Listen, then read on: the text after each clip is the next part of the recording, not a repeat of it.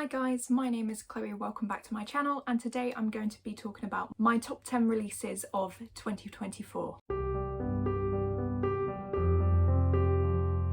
Now I'm really excited for the new books coming out this year. I've got quite a few that I've pre-ordered already. In fact, almost all of these books that I've got on my list today have already been pre-ordered because I'm super excited for them. So I haven't ordered these in release date, I've done them in how much I'm excited for them. So we're going to start with number 10, which is still excited for but not as much as the rest, and go it from there instead of doing it in release date order. That's just how I wrote them down, so that's what we're going to go with. So the first one on this list is probably on other people's lists as well, and that is House of Flame and Shadow by Sarah J. Maas. This is the third book in the Crescent City series, and in this one is an urban fantasy, and we are following Bryce Quinlan and Hunt Athalar. Bryce is a half fae and Hunt is a fallen angel. And yeah, the series just sort of kicks off from there. The reason this isn't higher up on the list for me is I kind of feel like I haven't read a Sarah J. Maas book in absolutely ages, and I'm kind of debating whether or not I should just go back and reread everything, especially Throne of Glass, because that's the one I read the longest ago and it's probably my favourite series, but also I'd quite like to reread ACOTAR just to get back into Crescent City, and then reread the first two books just so that I'm up to date. So whilst I'm excited to get to it, it's probably not going to be picked up as soon as it arrives. The next book on this list is from Hazelwood, so of course it was going to be on here, and that is Not in Love. Now this is another one of her contemporary romances, STEM related, and in this one we are following Rue and Eli, and I think Eli, he wants to buy out the company that Rue works for. I think she's an engineer of sorts, and so I think they become attracted to each other, and so they decide to be together, see how things pay out, but then when the outcome of the sale or whatever on the business expires, then they're gonna cut ties and just leave it at that. So yeah, from the premise alone it doesn't sound too interesting to me, but I've enjoyed every single Ali Hazelwood that I've picked up, so I'm going to be picking this one up when it comes out. The next book on this list is an interesting one, and it is The Familiar by Leigh Bardugo. Now I quite like the Grishaverse series, especially Six of Crows. I really liked that duology. And Ninth House as well, a new adult fantasy series. I really enjoyed that one, so it's nice to see this author trying another genre as well, and I think it might be an adult one as well. This one is more of a historical fantasy set in Spain around the time of the Spanish Armada, and the main character, she is a kitchen scullion, so I think that's someone who's like a servant but just kitchen based. She has little powers that she uses in and out, but when the people who run the house find out about this, they want to use her powers for their own benefit, and she really doesn't want to do that. And then I think she also comes across a secretary of the king, and the king at the moment is looking for all the help he can get to defeat Elizabeth I in the Spanish Armada that's happening at the moment. So the secretary is trying to get her on board to help with that as well, and that's what I kind of gathered from the synopsis. But I just saw Leigh Bardugo, historical fantasy, and I just want to give it a go because I've loved everything that she's written so far. The next book on this list is from an author who's already been on this list before, and it's another Ali Hazelwood book, and this one is Bride. I'm super excited for this one because this one is a paranormal fantasy. So it's the first time that I'll be reading an Ali Hazelwood book that isn't a contemporary romance, and I'm super excited for this because I adore paranormal romance, especially paranormal romances featuring vampires, and this one features vampires. The main character, she is a vampire. In fact, she is daughter of one of the head vampires, and she has to marry the alpha werewolf, I think it is, to like make this alliance between the two sides so that there isn't just slaughter. So it's kind of enemies to lovers, I think. So yeah, I'm hoping the vampires are a lot more present, even though the two main characters are one from each, because I've never really been interested in werewolves or anything. They're just very meh to me compared to the vampires.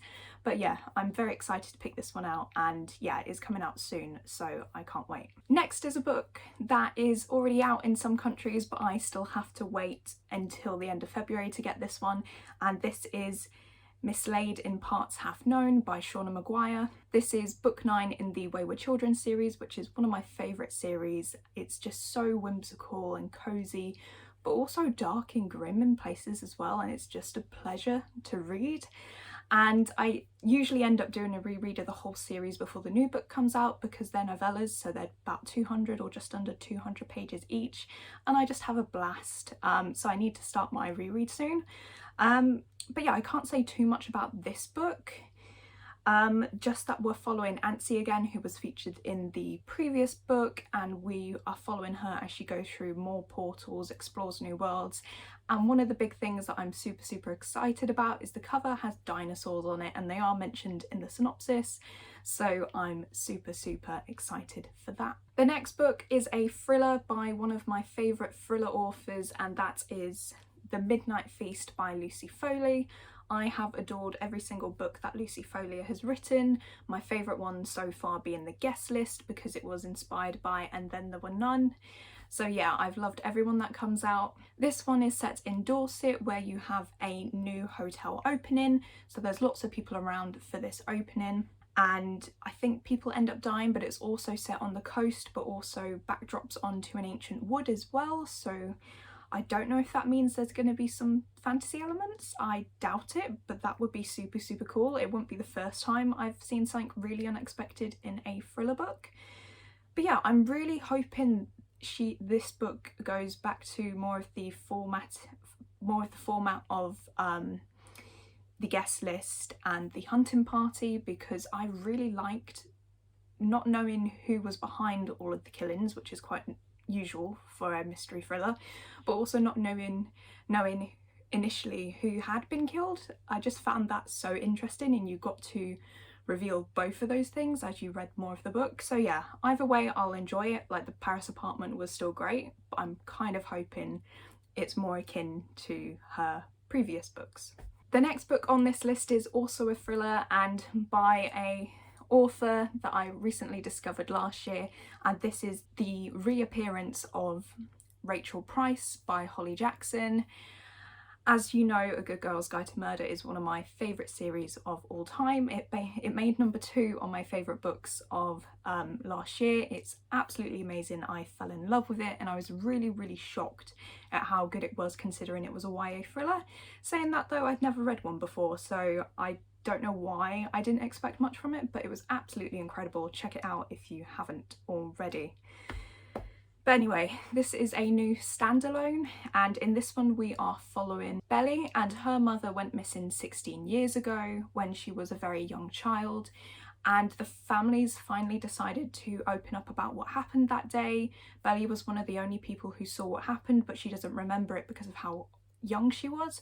So they decide to make this documentary with a company. They come in and film about what happened, and then not long after doing that, her mother suddenly reappears out of nowhere, and everyone is just shocked because she was presumed dead.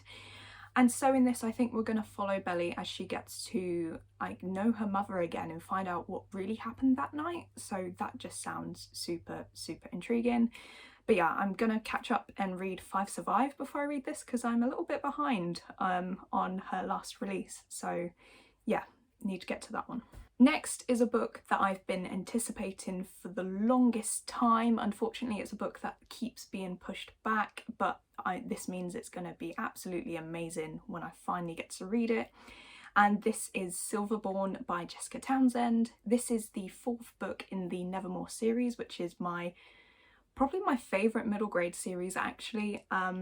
It's just so magical and whimsical, and I adored the first 3 books, and I think this one was initially supposed to come out either in 2021, yeah, I think it's 2021, then it was pushed back to 2022, 2023, and now it's coming to 2024.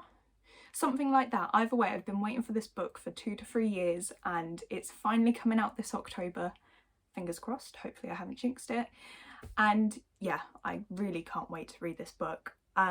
So the Nevermoor series, if you don't know, you are following Morrigan Crow, who is a cursed child, and she is set to die on a certain day because of her curse, until she is whisked away to Nevermoor by Jupiter North, and when this happens, her curse is put on pause, so she stays there, she won't die. But in order to stay, she must enroll to become part of the Wondrous Society, and this involves undertaking a series of trials so that she can complete these and then earn a place in the society where she can stay in this new magical world. And yeah, it's really, really great. It's kind of magical school-esque, but it has a completely different feel to it, and there are talking animals. The characters are really colourful and it's just a great time. So yeah, I would definitely check it out if you're looking for a new middle grade series to start. The next book on this list is a sequel for a series that I've already started, and this is Wisteria by Adalyn Grace. This is book 3 in the Belladonna series. Don't know if it's a trilogy or if it's going to be longer. I completely forgot to check. But yeah, Belladonna is one of my favourite books of all time. It's a gothic fantasy following Seanan, and she has the ability to talk to death. And yeah, she is orphaned when all of her family are killed one night at a party, so she keeps being passed to relatives one after the other until they eventually end up dying, usually from natural means, sometimes not. And so she's just passed around, and eventually she ends up at Thorn Grove with possibly her cousin, I think it is, or her cousin's husband. And she gets there and she finds out that her cousin died not too long ago, and her daughter that's there is sick and dying at the minute, but it seems that things aren't as natural as they seem, and so she ends up investigating a murder case. And yeah, book 2, whilst it wasn't quite as good as the first book, it was still amazing, so I'm super excited to see how the story progresses in book 3. And finally, we get to my most anticipated book of 2024, and that is A Mind Full of Murder by Derek Landy. This is the 16th book in the Skulduggery Pleasant series, but we are starting a new trilogy. So we've had the first initial 9 books, then we had another series with 6 books, and now we're just getting a new trilogy. I'm so sad that it's only a trilogy, but at least there's more content. So Skulduggery Pleasant is an urban fantasy series following Valkyrie and Skulduggery as they get up to all sorts of shenanigans, defeating evil guys, serving murders and mysteries. And it starts when Valkyrie meets Skulduggery after the death of her uncle, and not long after that she discovers that there is magic in the world, and that her uncle's death wasn't as natural as it seemed, and so they end up investigating her uncle's death, and the series just kicks off from there. It's full of fantastic characters, the humour in those books are just incredible, but as you get further into the series it also gets really dark and upsetting and sad at the same time, so there's a whole mix of things. If you're not laughing, you're crying. Unfortunately, but they're a great time. So yeah, I'm really excited for this new book coming out. I can't wait to see if there's going to be a time skip or anything, but yeah, I can't wait to check it out. So that was it. Those were my most anticipated books releasing this year. Let me know down below what your most anticipated book of 2024 is. I would love to know. But as always, I hope you're enjoying your current read, and I will see you in the next one. Bye!